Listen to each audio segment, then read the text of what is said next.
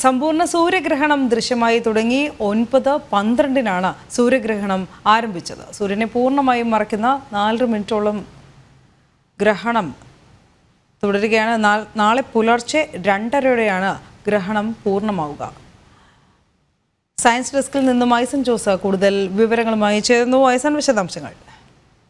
ങ്ങളിൽ കാണുന്നത് പോലെയല്ല, മറിച്ച് കുറേ കൂടെ കൃത്യമായ ഗ്രഹണത്തിലേക്ക് എത്തിക്കൊണ്ടിരിക്കുന്നതേ ഉള്ളൂ. ഇപ്പോൾ നമുക്ക് നേരത്തെയുള്ള ഫയൽ ദൃശ്യങ്ങളിലാണ് ഇപ്പോൾ നമുക്ക് കാണാൻ സാധിക്കുന്നത്. നേരത്തെ നമ്മൾ കാണുന്നത് പോലെ ഈ പ്രദേശത്തെല്ലാം തന്നെ കൃത്യമായ സൂര്യവെളിച്ചം, അതായത് നമുക്കറിയാവുന്നതാണ്, നേരത്തെ നമ്മൾ ദൃശ്യങ്ങളിൽ കണ്ട ഒരു പാത്തുണ്ടായിരുന്നു. അതായത് ഈ സൂര്യഗ്രഹണം ഉണ്ടാകുന്ന സ്ഥലം 183 കിലോമീറ്ററോളം വീതിയിൽ അറ്റ്ലാന്റിക് ഓഷനും നോർത്ത് അമേരിക്കയും സൗത്ത് അമേരിക്കയുടെ ഭാഗങ്ങളും പസഫിക് ഓഷനിലേക്കും വരുന്ന ആ പാത, അല്ലെങ്കിൽ ആ ഒരു സൂര്യഗ്രഹണത്തിൻ്റെ നിഴൽ വീഴുന്ന ആ ട്രജക്ടറി മുഴുവനായി കാണാൻ സാധിക്കുമായിരുന്നു.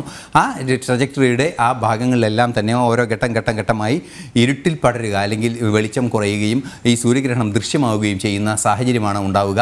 അത്തരത്തിലുള്ള ദൃശ്യമാകുന്നത്, അല്ലെങ്കിൽ ഈ ആകാശവിസ്മയം ദൃശ്യമാകുന്നതിൻ്റെ ആദ്യഘട്ടത്തിലേക്ക്, അതായത് 9:12 ചെറിയ തോതിൽ ഗ്രഹണം ആരംഭിച്ചിരിക്കുന്നു എന്ന സൂചനകളാണ് ഇപ്പോൾ പുറത്തു വരുന്നത്. നമുക്ക് പല അന്താരാഷ്ട്ര ഇത്തരത്തിലുള്ള സംവിധാനങ്ങൾ സംപ്രേഷണം ചെയ്യുന്ന യൂട്യൂബ് ചാനലുകളെല്ലാം തന്നെ ജനങ്ങൾ ഇത് കാണാനായി കാത്തു നിൽക്കുന്നതും, അതുപോലെ തന്നെ മറ്റു ടെലസ്കോപ്പുകളെല്ലാം തന്നെ തയ്യാറാക്കി ഇത് സംപ്രേഷണം ചെയ്യുന്നതിനും, അതുപോലെ തന്നെ നേരിട്ട് കാണുന്നതിനും കുറേ കൂടി കൃത്യമായി കാണുന്നതിനുമുള്ള സൗകര്യങ്ങൾ ഒരുക്കിയ ദൃശ്യങ്ങളാണ് പുറത്തു വരുന്നത്. നമുക്കിപ്പോൾ ഈ ദൃശ്യത്തിൽ കാണുന്ന, നേരിട്ട് നമുക്കിപ്പോൾ കാണാൻ സാധിക്കുന്ന ദൃശ്യത്തിലെ ആ കറുത്ത വരയുടെ ആ മേഖലയിലൂടെയാണ് സൂര്യഗ്രഹണം കടന്നു പോവുക എന്നാണ് നമുക്ക് അറിയാൻ സാധിക്കുന്നത്. സ്വാഭാവികമായും ഇത്തരത്തിൽ 4 മണിക്കൂറിലേറെ നീണ്ടു നിൽക്കുന്ന ഒരു സൂര്യഗ്രഹണമാണ്. അതായത് സൂര്യഗ്രഹണം ആരംഭിച്ച് ചന്ദ്രൻ്റെ നിഴൽ ഭൂമിയിൽ വീഴാൻ തുടങ്ങി, വീണ്ടും ചന്ദ്രൻ്റെ നിഴൽ പൂർണ്ണമായി വീഴുകയും ആ നിഴൽ വീഴുന്ന ആ ഒരു സന്ദർഭത്തിൽ പൂർണ്ണമായും സൂര്യനെ മറയ്ക്കുകയും, അതുപോലെ തന്നെ വീണ്ടും ആ നിഴൽ വീഴുന്നത് ചുരുങ്ങി വരികയും ചെയ്യുന്നതാണ്.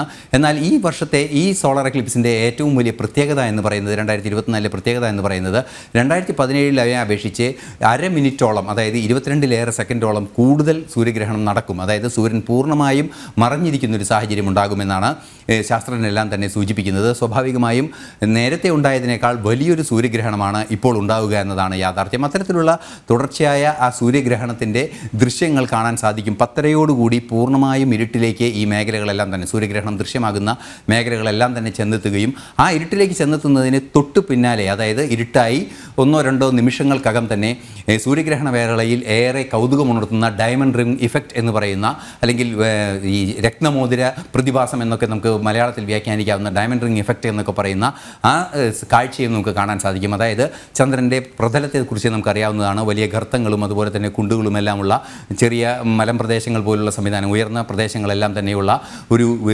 ഗോളമാണ് ചന്ദ്രൻ. സ്വാഭാവികമായും ഈ ഗർത്തങ്ങളിലൂടെ തന്നെ കൃത്യമായി വെളിച്ചം പാസ് ചെയ്യുന്ന, പെട്ടെന്ന് വെളിച്ചം വരുന്ന ഒരു ദൃശ്യമാണ് അത്. അങ്ങനെ വരുമ്പോൾ ഒരു വലയവും ആ വലയത്തിൽ ഒരു ഡയമണ്ട് റിങ്ങും പോലെ, അതായത് ഒരു ഡയമണ്ട് റിംഗ് ഇഫക്റ്റ് എന്ന് പറയുന്ന ആ സൂര്യഗ്രഹണത്തിലെ വലിയൊരു പ്രതിഭാസം, ഒരു മനോഹരമായ കാഴ്ച സാധ്യമായേക്കുമെന്ന പ്രതീക്ഷയും നിലനിൽക്കുന്നുണ്ട്. എന്നാൽ അത് സംബന്ധിച്ച സ്ഥിരീകരണമൊന്നും തന്നെ ഇതുവരെ ലഭ്യമായിട്ടില്ല. കാരണം അത്രയും വലിയ ഒരു റേഡിയേഷൻ, അല്ലെങ്കിൽ വെളിച്ചം കടന്നു വരാനുള്ള സാധ്യതയുള്ള ഗർത്തങ്ങളിലെ കടന്ന് ഈ സൂര്യപ്രകാശം വരാനുള്ള സാധ്യത ഈ സൂര്യഗ്രഹണത്തിൽ എത്ര കണ്ടുണ്ട് എന്നത് സംബന്ധിച്ച് കുറേ കൂടി സ്ഥിരീകരണങ്ങൾ വരേണ്ടതുണ്ട്. തുടർന്നായിരിക്കും ഈ ഡയമണ്ട് റിംഗ് എഫക്റ്റും പൂർണ്ണമായും മറയ്ക്കുകയും അതിനുശേഷം വീണ്ടും തെളിച്ചമാർന്നു വരികയും ചെയ്യുക. ഏറെ ഗൗരവതരമായൊരു കാര്യം, ഇന്ത്യ ഉൾപ്പെടുന്ന ആ പ്രദേശങ്ങളിൽ, ഭൂമിയുടെ അർദ്ധഗോളത്തിൽ ഈ ദൃശ്യങ്ങളൊന്നും തന്നെ കാണാൻ സാധിക്കില്ല. കാരണം ഇപ്പോൾ ഇരുട്ടായി കഴിഞ്ഞു, നമ്മുടെ സൂര്യൻ അസ്തമിച്ചു കഴിഞ്ഞ ഒരു സാഹചര്യമാണ്. സ്വാഭാവികമായും ഇതിൻ്റെ നിഴലെല്ലാം വീഴുന്നത് നോർത്ത് അമേരിക്കയിലും അതുപോലുള്ള ആ പ്രദേശങ്ങളിലുമാണ്, അറ്റ്ലാന്റിക് ഓഷനിലും പസഫിക് ഓഷനിലും എല്ലാമാണ്. സ്വാഭാവികമായും ഇത്തരത്തിലുള്ള ദൃശ്യങ്ങൾ അവിടെ ഇപ്പോൾ കാണാൻ സാധിക്കുമെന്ന പ്രതീക്ഷയിൽ തന്നെയാണ് ജനങ്ങൾ കഴിയുന്നത്. മറ്റൊരു പ്രധാന വിഷയം, ഈ സമയങ്ങളിൽ മനുഷ്യരുടെ പ്രതികരണം പോലെ തന്നെ മൃഗങ്ങളുടെ പ്രതികരണത്തിനും ഏറെ പ്രാധാന്യം അർഹിക്കുന്നുണ്ട്. നമുക്കറിയാവുന്നതാണ്, വിശ്വാസങ്ങളുടെ ഭാഗമായി നിരവധി വിശ്വാസങ്ങളുണ്ട്. കാരണം പെട്ടെന്ന് ഇരുട്ടായി പോകുന്നൊരു സാഹചര്യം ഉണ്ടാകുമ്പോൾ അത് വലിയ വിശ്വാസധാരണകൾക്കുമെല്ലാം തന്നെ മനുഷ്യനിൽ കാരണമായിട്ടുണ്ട്. അതുപോലെ തന്നെ തങ്ങളുടെ സുരക്ഷ സംബന്ധിച്ചും, അല്ലെങ്കിൽ തങ്ങളുടെ എക്സിസ്റ്റൻസ് സംബന്ധിച്ചുമുള്ള ഒരു വ്യാകുലത മൃഗങ്ങളിലും കാണാൻ സാധിക്കുമെന്നതാണ് ഈ വിദഗ്ധരെല്ലാം തന്നെ ചൂണ്ടിക്കാണിക്കുന്നത്.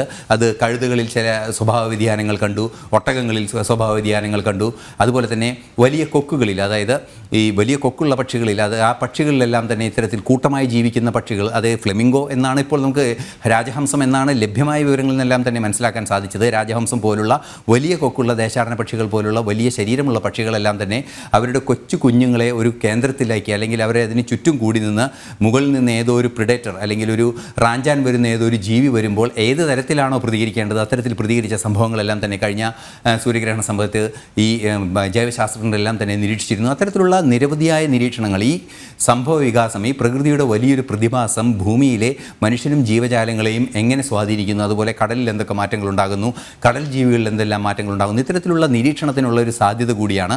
അത്തരത്തിൽ വലിയ നിരീക്ഷണങ്ങൾ, അതായത് മനുഷ്യജീവിയെയും മനുഷ്യകുലത്തെയും സംബന്ധിച്ചും അതുപോലെ തന്നെ ജീവികുലങ്ങളെ പറ്റിയും കൂടെ സമ്പുഷ്ടമായ ഗഹനമായ വിവരങ്ങൾ ലഭ്യമാക്കുന്നതിനുള്ള ഒരു അവസരം കൂടിയാണ് സൂര്യഗ്രഹണം എന്നതാണ് ഏറെ കൗതുകകരമായ ഒരു കാര്യം.